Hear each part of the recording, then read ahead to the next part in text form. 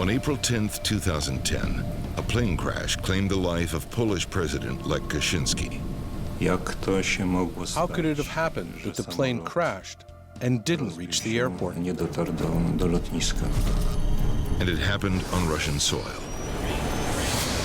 This was a chief of state of a neighboring country, an extremely sensitive political mission.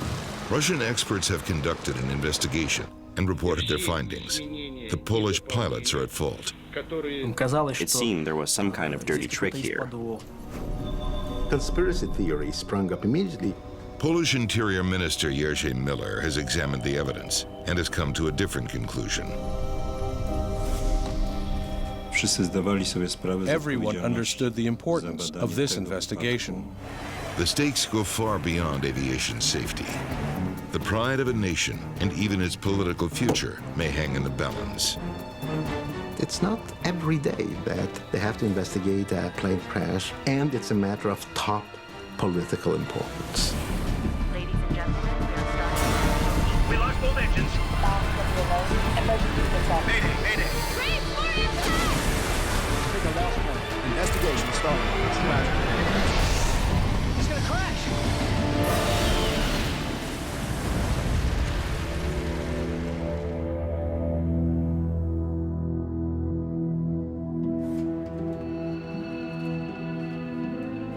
July 29, 2011. Jerzy Miller is preparing to reveal the results of Poland's independent investigation into the devastating crash at Smolensk Airport.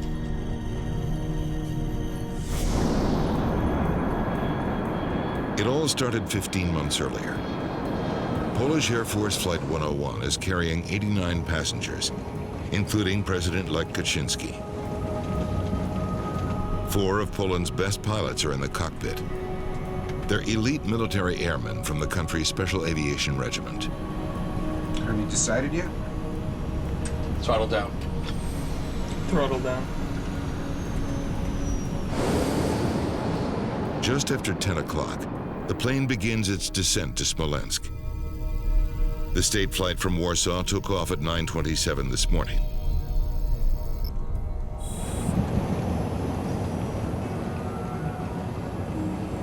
The passengers are a cross-section of the Polish elite, dignitaries on their way to mark a grim and controversial anniversary.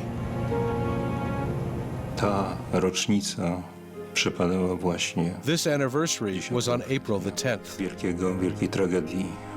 It was a great Polish tragedy, the murder of Polish soldiers in World War II by Stalin. In 1940, Stalinist forces marched 22,000 Polish officers and intellectuals into Russia's Katyn forest to be executed. The Soviet government took the decision, the document still exists, to murder them all.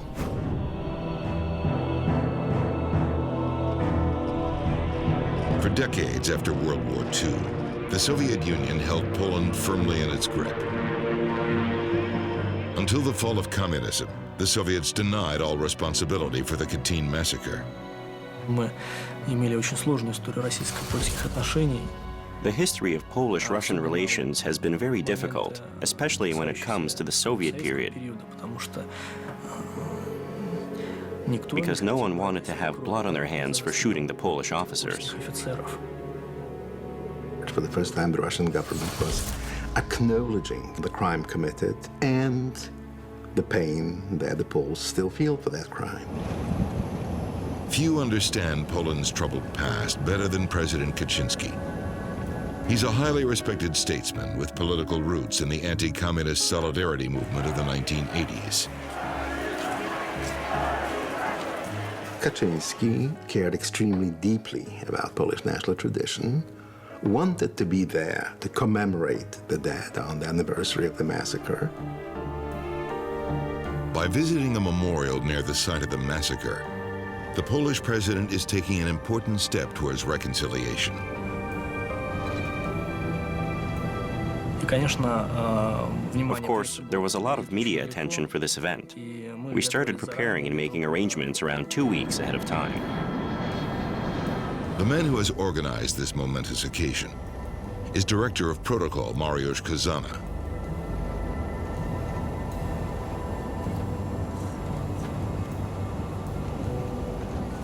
Water for you, sir. President Kaczynski and his wife Ma'am? are joined by many of Poland's top brass, including Lieutenant General Andrzej Blasek, commander of the Polish Air Force. There are also descendants of the victims of the massacre traveling to today's ceremony. To the extent that I can attempt to imagine their mood, it would have been solemn and powerful and sad. The elite crew is flying a Tupolev Tu-154M, an extremely popular Russian-built plane. As they get closer to the airport, the workload picks up. Flight engineer Andrzej Mikalik must calculate engine performance. May I please have the temperature and pressure? I'll tell you what the temperature is. Cold. He needs some vital information from the tower. Are we going to speak Russian? Yes. English is the international language of civil aviation. But since Smolensk is a military airport, controllers here speak only Russian. Passenger jets don't normally land at this base. But for the Polish delegation, it's the closest runway to the Katyn Memorial. This was a military airfield, and the incoming flight was, as a matter of fact, civilian. It doesn't matter that the crew was made up of members of a special division of the Polish military. The plane was flying according to the rules of civilian aviation. Captain Arkadiusz Protaziuk is the only member of this Polish crew who speaks Russian. He'll have to handle the communication with the tower. Польский 101, Polish 101. Good morning. Polish 101 acknowledge. Polish Air Force, we have fog. Visibility is 400 meters. Understood. Polish Air Force 101. Heavy fog, visibility is only 400 meters. The fog was so dense nothing was visible. You couldn't see your hand in front of your face or the person standing next to you. Smolensk Air Base doesn't have the equipment needed for a radio-guided landing. It is not the best technologically equipped airfield in our country. The pilots will first have to descend to just above 300 feet, then look for the runway. Once they spot it, they'll have to land manually. Temperature and pressure, please. Temperature is +2, pressure 745. We do not have landing conditions. Continuing our approach, if we're unable to land, we'll go around on autopilot. Captain Protaziuk takes his plane lower to get a first-hand look at landing conditions. From their flying experience, the crew knew that fog can be uneven. 1 minute, it can be very dense, but 10 or 15 minutes later, the wind can clear it. But as they get closer, the fog gets even thicker. Approaching outer marker. On course.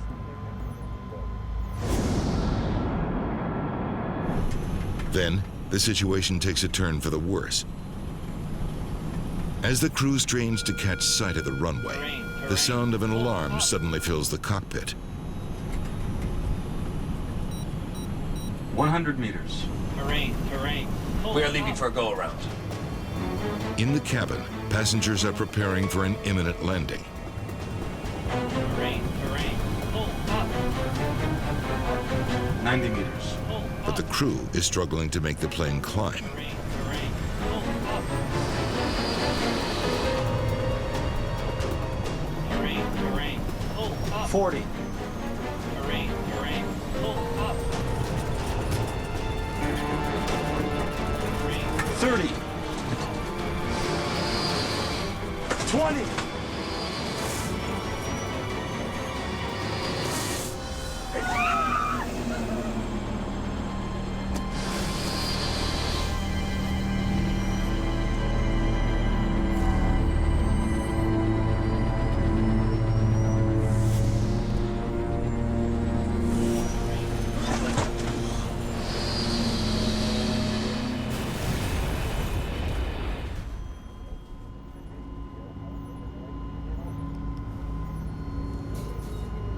Depart for the go-around.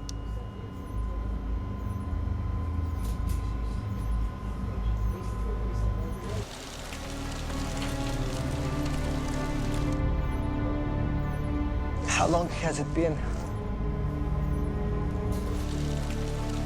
One of the darkest days in Polish history. A day that was to have been commemorated by the president himself will now be remembered for yet another tragedy.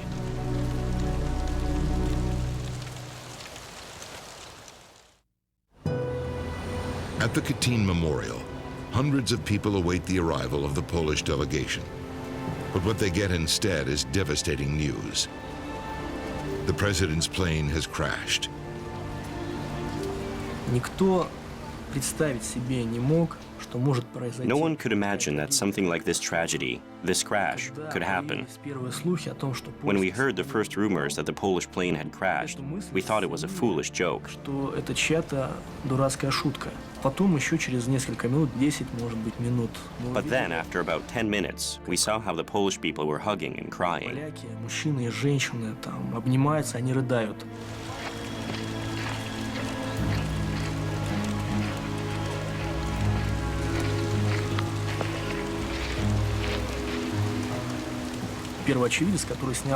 There was a witness who used a cell phone to record the very first seconds of the tragedy, when you could still see the fire, when the fuel was still burning. Minutes after the crash, military personnel and rescuers converge in a forest 1,300 feet from the runway. They discover a scene of total destruction. The charred remnants of the president's plane litter the ground. Когда я приехал к месту падения, первое мое впечатление. When I got to the crash site, my first impression was, when did they remove all the bodies? But after I got a closer look, the picture was very sad. There were body fragments, 96 people, and not a single full body. I couldn't even imagine this was possible. Человек и ни одного целого тела. No one has survived. It's a monumental tragedy.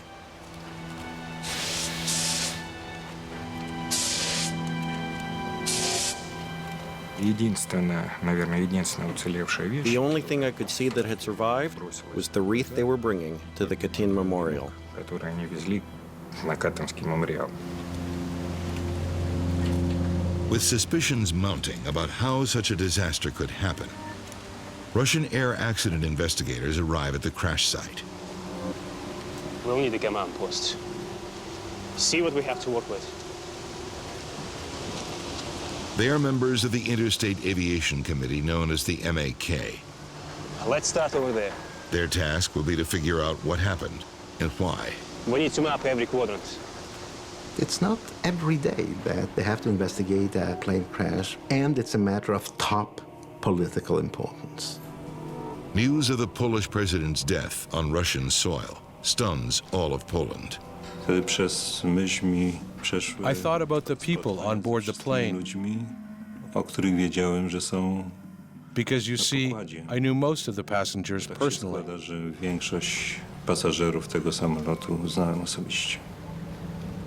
As the nation grieves, shock and sadness soon become mixed with suspicion. My first thought was it an attack? Because of the deeply hostile relationship between Poland and Russia, conspiracy theories sprung up immediately.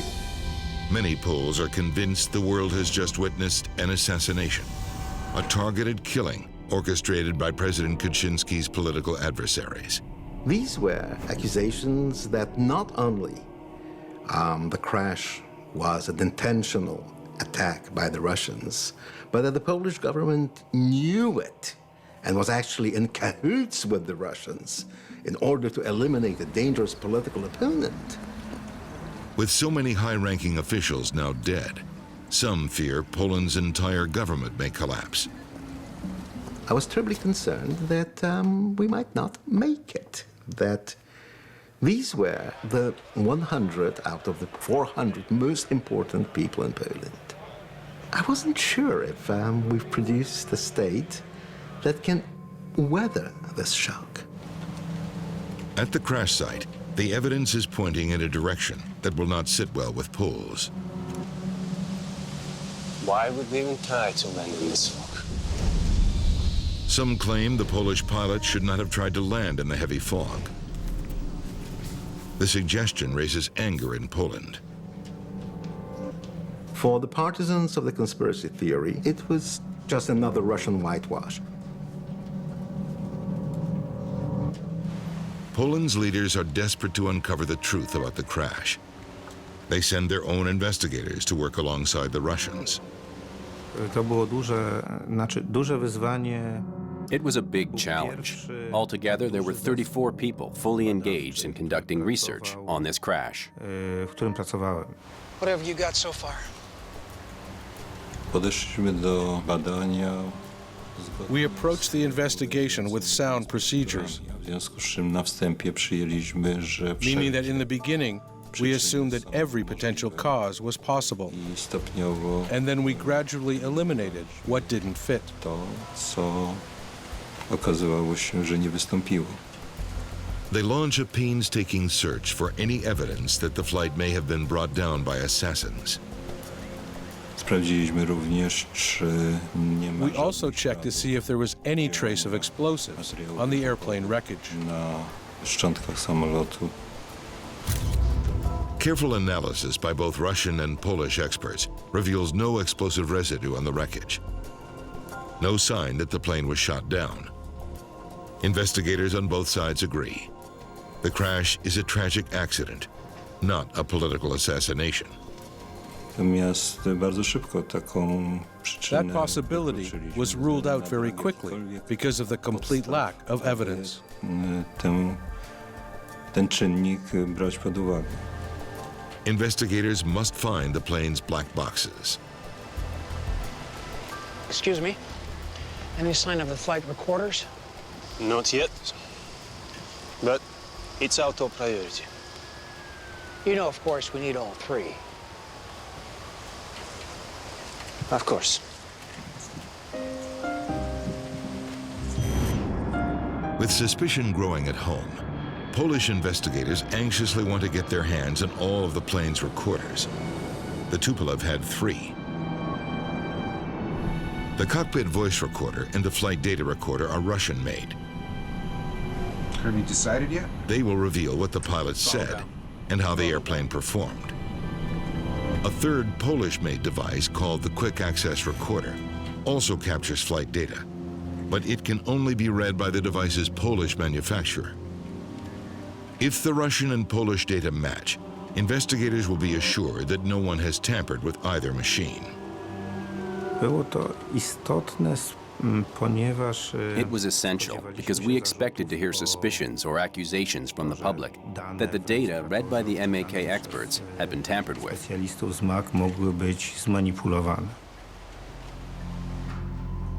While the search for the recorders continues, investigators seek answers from the air traffic controller on duty that morning.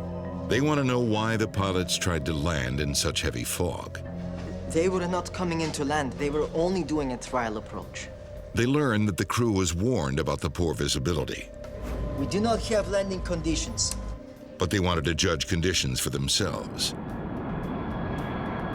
Polish 101. From 100 meters, be prepared to do a go-around.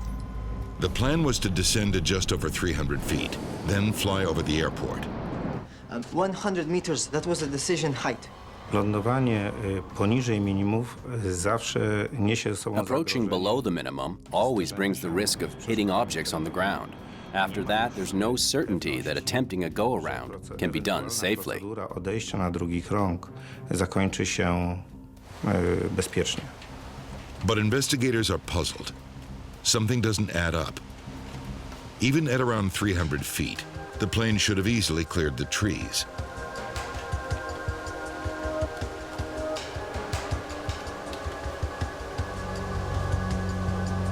Surveying the forest, they work to identify the first tree that Tupolev slammed into. They find it about a half a mile from the runway.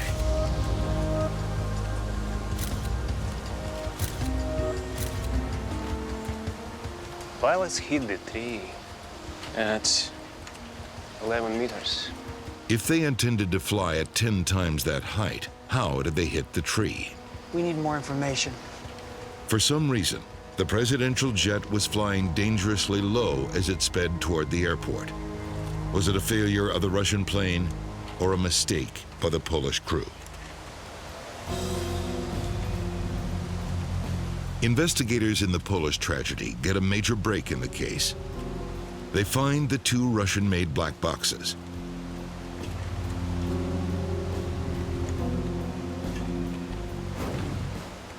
The Polish flight recorder, though, remains buried in the wreckage. Any sign of the QAR? Not yet. The flight data recorder may hold valuable clues about what doomed the president's plane. The device is rushed to the MAK laboratory in Moscow.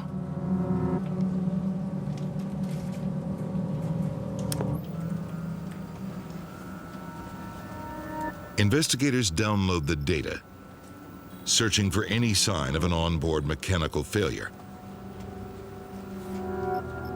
But the analysis comes up empty. Looks like everything was functioning. Until the moment the plane struck the first tree, there was no malfunction whatsoever. We'll send you a copy of the data. It's beginning to look like the initial speculation is true. The Polish pilots may be at fault. Polish investigators need to be sure the Russian data has not been tampered with. Their only hope is to find the missing Polish-made flight recorder. But so far, the search is proving fruitless. Only by combining all the parameters could we answer the questions. Did the crew follow procedures? Was the plane working properly to the end? Meanwhile, investigators from both countries turn their attention to the cockpit voice recorder. This is a very important element that helps accident investigators understand the crew's last moments in the plane. Ready? Let's go ahead. They immediately notice something unusual.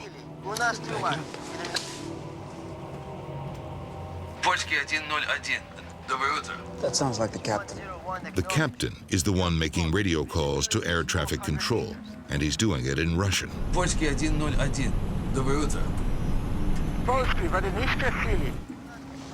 the captain making the radio calls?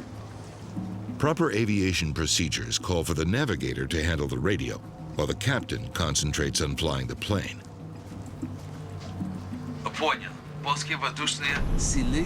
Investigators suspect the captain decided to handle the radio himself because he was the only one who could speak Russian.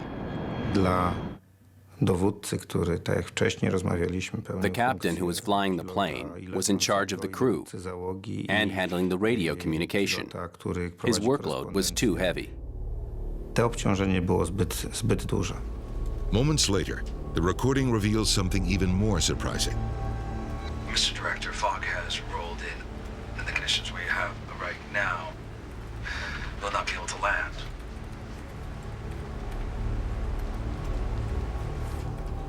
Who is he talking to?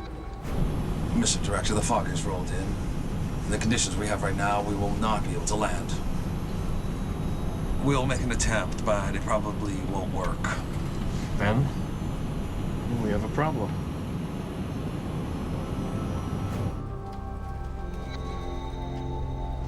Sounds like Kazana, the director of protocol. What he's doing in the cockpit? The pilots were not alone in the cockpit. We could hear voices of people who were definitely not crew members, and this meant that the cockpit was accessible to people who were not part of the flight crew. From 100 meters, be prepared to do a go-around. Acknowledged. Safety rules forbid visitors in the cockpit at key points in the flight. It was surprising because it confirmed that the cockpit wasn't sterile. There's a rule that below a certain altitude, pilots should be isolated from the rest of the plane so they can concentrate on their tasks. It now appears the presence of so many top officials on board affected the decision to land. Sir, I have some news from the cockpit.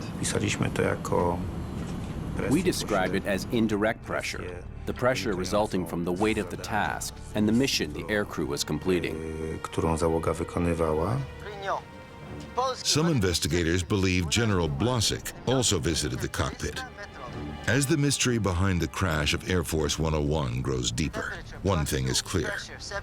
In a crash, be it an air crash or a political crash or a crash in human relations, very seldom there's just one factor. There is much more to this tragedy than simple pilot error.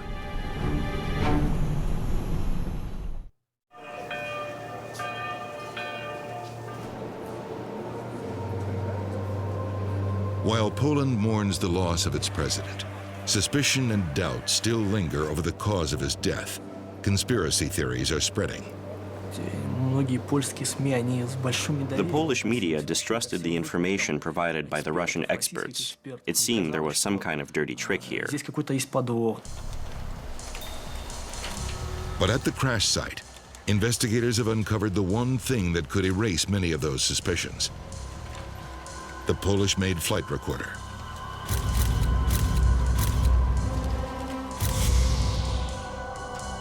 Finally, Polish experts can study the data from both flight recorders side by side. They look for any discrepancy, any hint that the black box data has been altered. After a careful analysis, they reach a definitive conclusion. All the data's here. The two sets of data are a perfect match. Było to dla nas bardzo ważne, ponieważ It was important for us because it removed all doubt that the data might have been manipulated. możliwości zmanipulowania zapisu. With the data verified, investigators refocus their attention on the cockpit voice recorder. Turn on your landing lights. Lights on. They hear a warning that the plane is dangerously low. But strangely, the pilots don't seem to react to it. Gets you thick. Why aren't they concerned about their altitude? They should be. Działanie pilotów. The reactions of the pilots and the crew should be immediate, without any hesitation. Dla nas, podczas gdy wysłuchaliśmy pierwszy raz, when we listened to the recordings for the first time and heard the very clear system warnings, it was very surprising that the crew didn't react properly. że załoga nie zareagowała w sposób właściwy. Turn on your landing lights. Investigators are puzzled by the crew's behavior. They compare the plane's intended flight path to the altitudes called out by the navigator. 100 meters. 90 meters. 40. 30. 20. Stop. 40. Just after the navigator calls out 65 feet, 20. the unmistakable sound of the plane hitting the first tree. 20 meters? They hit the tree at 11 meters, not 20. Something's not right. The navigator is calling out 65 feet, but the plane is only 36 feet from the ground. They didn't know the altitudes. The recording leaves investigators with two important questions. Why did the crew ignore the alarms? And why were they closer to the ground than they thought?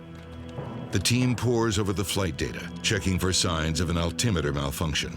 Lieutenant, It could explain the crash. what happens here? But instead of a malfunction, they find that the altimeter reading makes a sudden jump. A barometric altimeter shows the plane's height above sea level by measuring atmospheric pressure. Air pressure goes up as the plane goes down.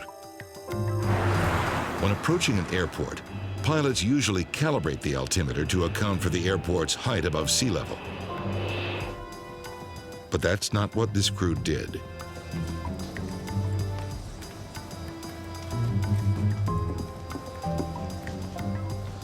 Someone reset the altimeter. Jeden z członków załogi przestawił wysokościomierz. One of the crew members switched the captain's altimeter to a pressure which changed the altitude reference. Odebrał informację, że samolot The plane seemed a little bit higher than it was in jest reality. wyżej niż był faktycznie. The numbers show that the instrument was reset to its default setting, a move that resulted in an altimeter reading much higher than the plane's actual height above the ground. Why would a pilot do that? Polish investigators take their questions to pilots from the same special regiment that flew the president. What do you think they were doing?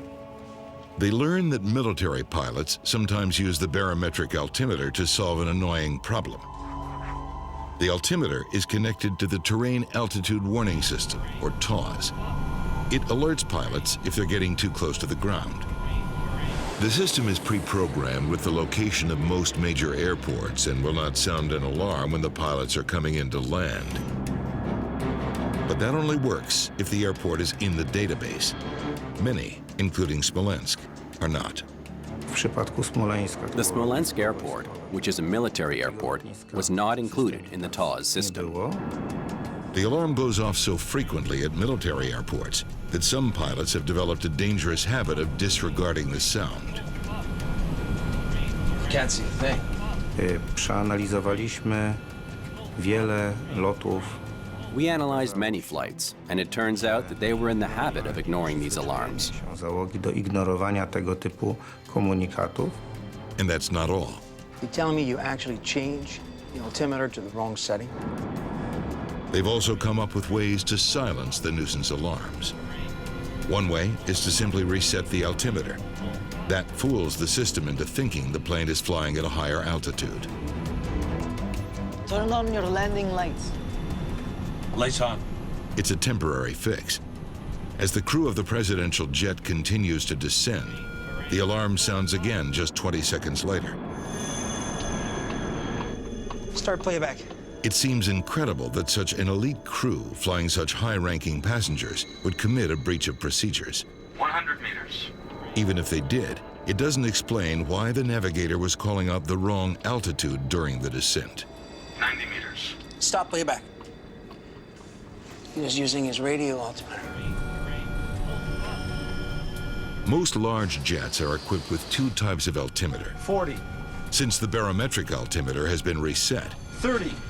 the navigator could only have been using the second one, 20. his radio altimeter. It uses radio waves to measure the distance between the plane and the ground below. But the terrain near Smolensk Air Base is uneven. Planes have to fly over a valley to reach it. Look what happens here. When the radio altimeter read 300 feet, the Air Force jet was not 300 feet above the airport. It was 300 feet from the bottom of the valley. In the dense fog, the pilots couldn't see the ground. Once they cleared the valley, they were just above the treetops. The radio altimeter was giving them misleading information. Using the radio altimeter at this early stage of approach is a serious mistake. It doomed everyone on board.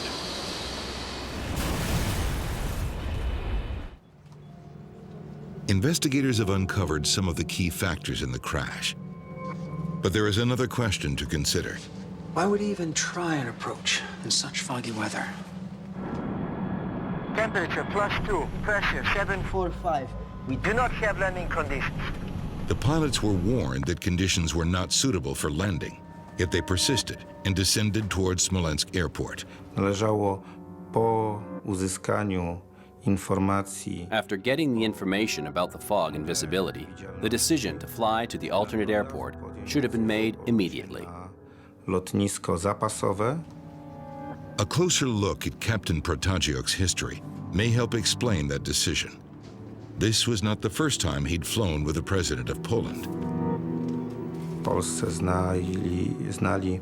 Everyone in Poland knew what happened a few years ago when the captain served as the co-pilot during the Azerbaijan flight. Pilota w locie do Azerbejdżanu. In August of 2008, the president wanted to fly into a war zone. Protagiuk was the first officer on the flight. I'll inform ATC of your decision. Negative, we will not be landing in Tbilisi. The captain refused to fly to an unsafe airport. His captain was ordered to land in Georgia, but he did not follow this order. Nie zastosował się do tego polecenia. The captain of that flight paid a high price for being cautious. This seriously affected the pilot's career. He was never chosen to fly for the president again. There was no direct pressure from the president. But we all know, and certainly the pilots remembered, what happened when a pilot refused to land in Tbilisi. He probably didn't want to lose his job. Mr. Director, the fog has rolled in.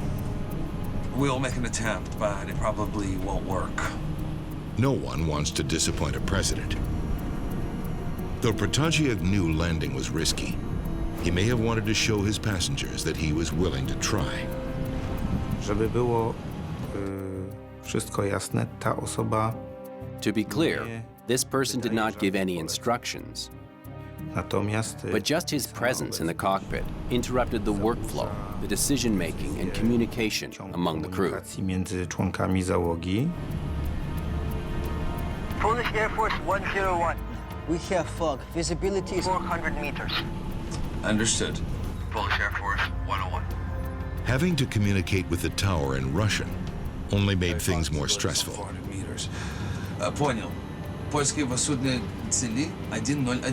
All the pressure may have led the captain to make a fatal mistake. Continuing our approach. If we're unsuccessful, we'll go around on autopilot. He plans to engage the autopilot's go-around function to climb away from the airport if he doesn't like what he sees. Pushing the go-around button should quickly increase power to the engines, enabling the plane to climb. But that can't work at this airport. Podstawowy błąd, The key error was the assumption that it would be possible to climb in autopilot mode. Możliwe jest odejście w trybie automatycznym. For the go-around function to work, the autopilot must work with something called an Instrument Landing System, or ILS, at the airport. But Smolensk Air Base no longer has one. 100 meters. We are leaving for a go-around. Protagiuk waited 5 seconds for the plane to climb out on its own before realizing he'd made an error. 90 meters. By the time he realizes his mistake, it's too late. There's no dispute. The crew mishandled the approach. But Polish investigators don't think they are the only ones at fault. Approaching outer marker. On course. The air traffic controllers were responsible for guiding the plane to a safe landing. They knew visibility was extremely poor. So why did they go along with Protagiuk's plan to make a trial descent? Polish 101 acknowledge. Polish Air Force, we have fog. Visibility is 400 meters. Polish investigators need to know more about how Russian air traffic control may have contributed to the tragedy. Natomiast niewątpliwie rola. There's no doubt that the air traffic controller has a vital role, especially when the clouds and fog are so bad that you can't see the ground. Trudne, że ziemi nie widzi. Temperature and pressure, please. Temperature is +2, pressure 745. We do not have landing conditions. The investigators are surprised to discover that even though the airbase knew it would be handling a very important flight that day, Are you at 500 meters? the controllers seemed unprepared to receive it. Interviews with the Russian air traffic controllers reveal that they had difficulty tracking the plane on its descent. We asked him to report his altitude. Lotnisko w Smoleńsku. The Smolensk airport is a very poorly equipped airport. Oprzyrządowane. Polish Air Force, are you at 500 meters? We are at 500 meters. The controllers had to rely on the captain to report his altitude. Polish investigators speculate that the equipment in Smolensk wasn't providing a clear image of the plane's location. The controller could not be sure if the plane was on course. Approaching outer marker. On course. The controller confirmed that the plane was on the flight path. The moment it went below the flight path, the risk of disaster rose dramatically. The controller confirmed the plane was on the correct approach path, when in fact, it was dangerously low. There's no doubt that the airport was not ready. The thickening fog only increased the level of tension and confusion in the control tower. I just don't think we should bring him in. It makes no sense right now. Before the president's plane reached the airport, the controllers knew it would be almost impossible to land. But they didn't have the authority to turn the jet away. We have to find an alternate for the pole. We just don't have the weather. They didn't want the plane to land. They tried to convince their superiors that this airplane should be redirected to another airport before they even started the landing procedure.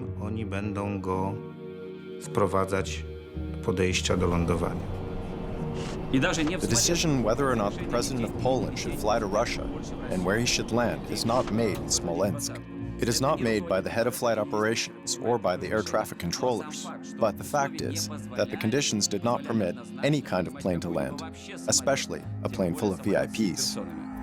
The controller was waiting for Captain Protasyuk to make the decision not to land. We do not have landing conditions. Continuing our approach. If we're unsuccessful, we'll go around on autopilot.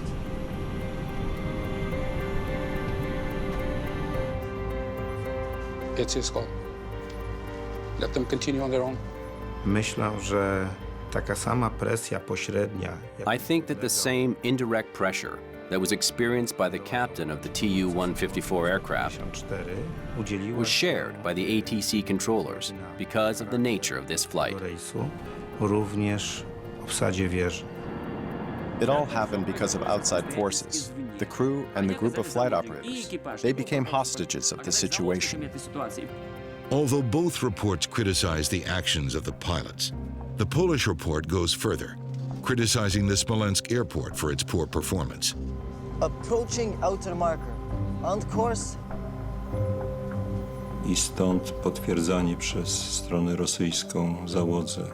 The fact they confirmed that the flight path was correct when it wasn't may have been because their equipment was faulty.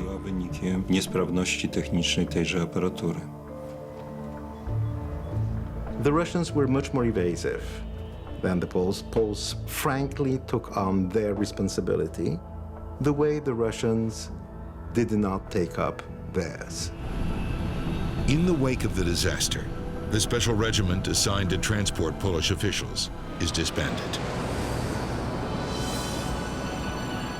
In July 2011, 15 months after the crash, Poland's Interior Minister Jerzy Miller presents his findings to the world.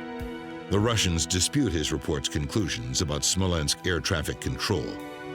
Despite two reports to the contrary, deep suspicions persist, including the belief that the president was assassinated.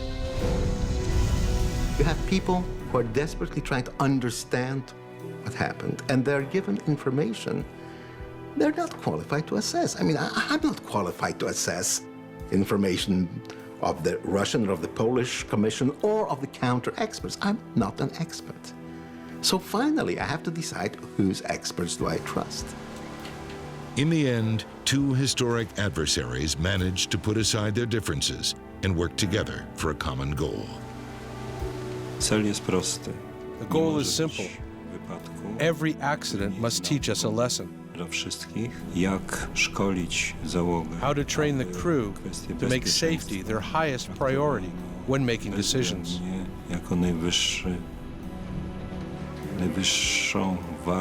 Unfortunately, learning that lesson has come at a very high cost. Bardzo dużo nas ta nauka kosztowała.